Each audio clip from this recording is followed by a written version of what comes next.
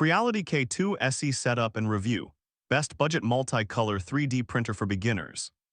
In this video, I'm going to show you how to set up the Creality K2 SE, explain its most important features, and find out whether this is one of the best budget multicolor 3D printers for beginners.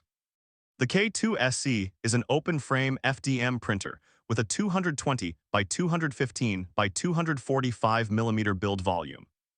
It supports Creality's CFS filament system, allowing 4-color printing with a single CFS, or up to 16 colors when using 4 CFS units.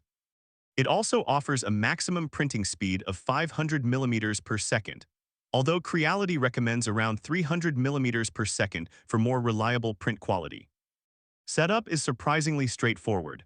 After unboxing the printer, remove the 3 shipping fixing screws, install the touchscreen and spool holder, and check that everything is secure.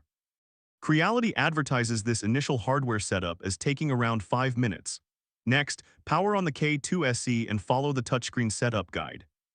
The printer can automatically perform important calibration tasks, including bed leveling and fan calibration, which removes much of the manual adjustment traditionally associated with beginner 3D printers. For basic single-color printing, load your 1.75 mm filament through the spool holder and extruder.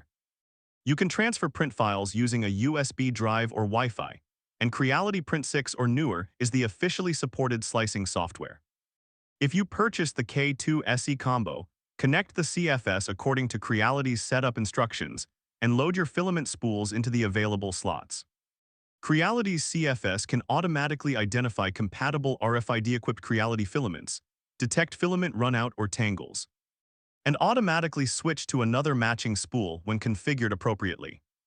For hardware, you get a dual-gear direct drive extruder, a nozzle capable of reaching 300 degrees Celsius, a heated bed reaching 100 degrees, automatic leveling, input shaping, and a 3.97-inch color touchscreen.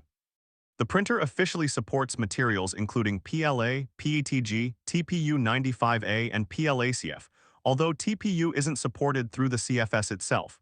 There are some compromises.